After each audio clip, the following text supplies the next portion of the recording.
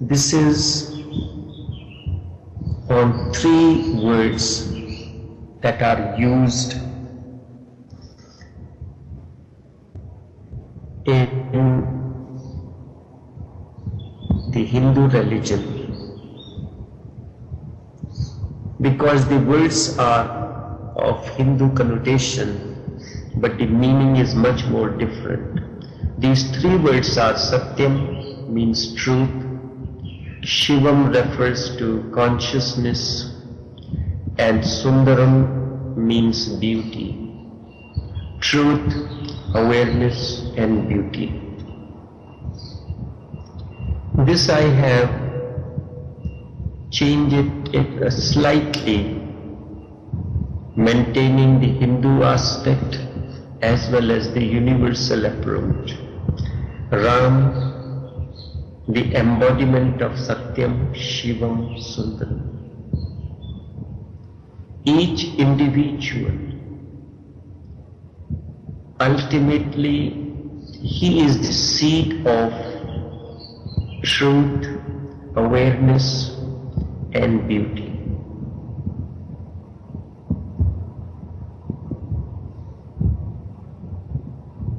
The fruition of these three words is the process of transformation of an individual. Satyam means truth, Shivam means virtue. Shivam is the mystic in action. First you have to have the experience of truth, then as an aspirant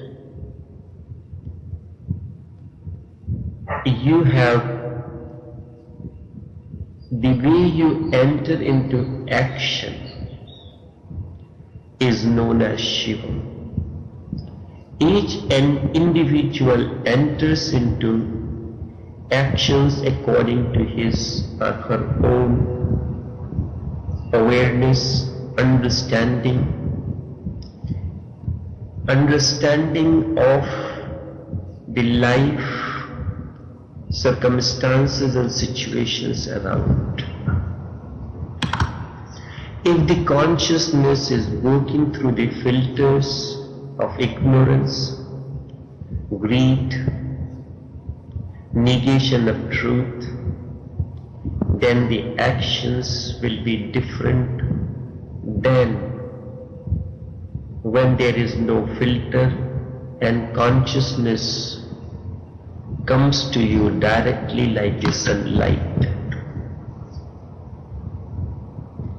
In that case, the actions will be different. Shivam refers to mystic in action. And finally, Sundram means beauty. Also, these are known as three doors through which an individual can enter into the inner center, the inner core, either through beauty or through actions or through truth.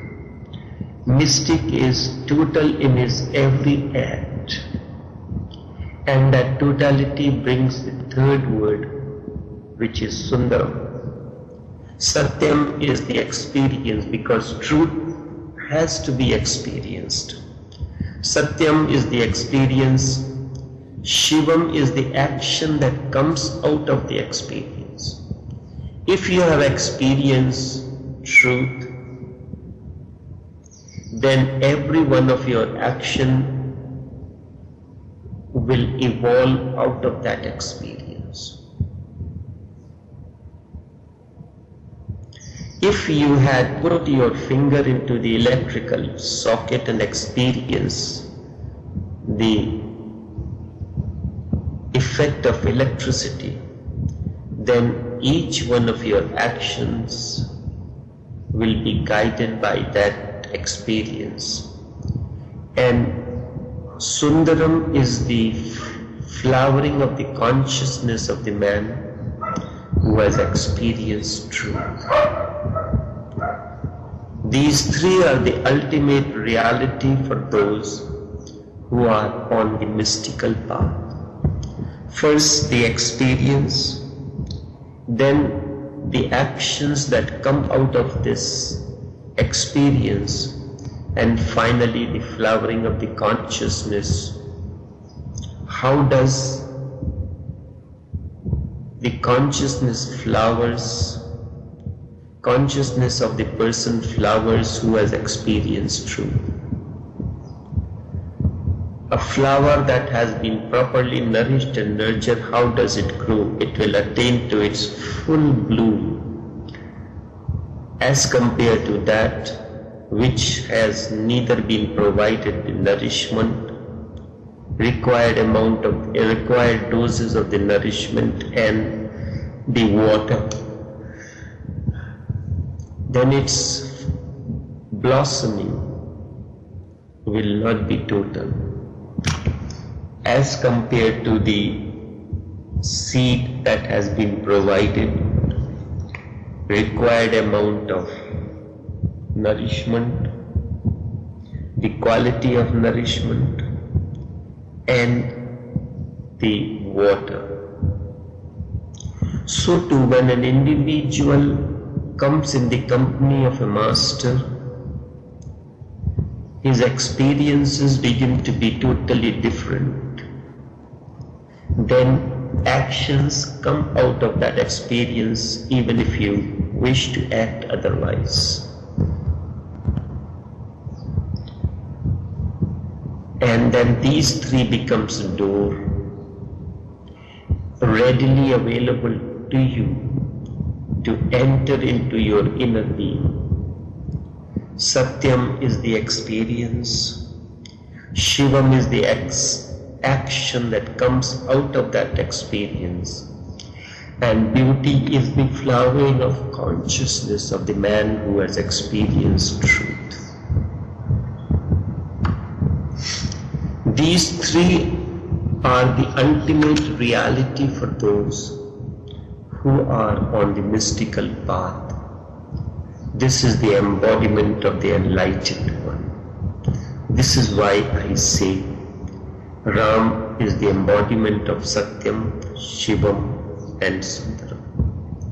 It's not that Ram alone is the embodiment of Satyam, Shivam, Sundaram. For that matter, each master, be it Jesus, be it Zarathustra, be it Pythagoras, be it Heraclitus, be it Krishna, be it Mahavir, be it Buddha, be it Kabir, be it Nanak, all these people, all these masters are the embodiment of Satyam, Shivam and Sundram.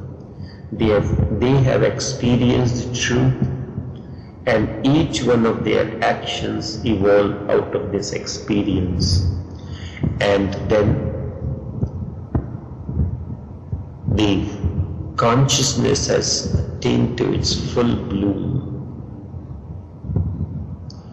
The mystic's concept of the ultimate reality is the only authentic and rare real experience. It is not a thought or a concept, instead an existential experience. But the mystic does not deal with the mind. His whole effort is to get rid of the prison of the mind. The mystic is not a philosopher. His world is beyond all philosophies. Philosophies are simply by product of mental processes. They do not reflect the reality. Instead, they only reflect you as the body-mind realm. That is why there are so many philosophies in the world, and each of these philosophies contradict one another. The reality is one, then how can there be so many philosophies? It is the interpretation of the reality. There are not so many mystical experiences. There is only one experience. Neither time changes it nor space. Since millennia, the mystic in every country, in every race, in every age, has experienced the same reality as truth. The experience is one, but manifestations differ. The philosophers think about reality. The mystic simply drops all thinking. In his silence and serenity, he becomes a mirror, and the reality reflects itself. He does nothing, he simply becomes a mirror. The mystic is the greatest flowering of human consciousness. The mystic is the greatest flowering of consciousness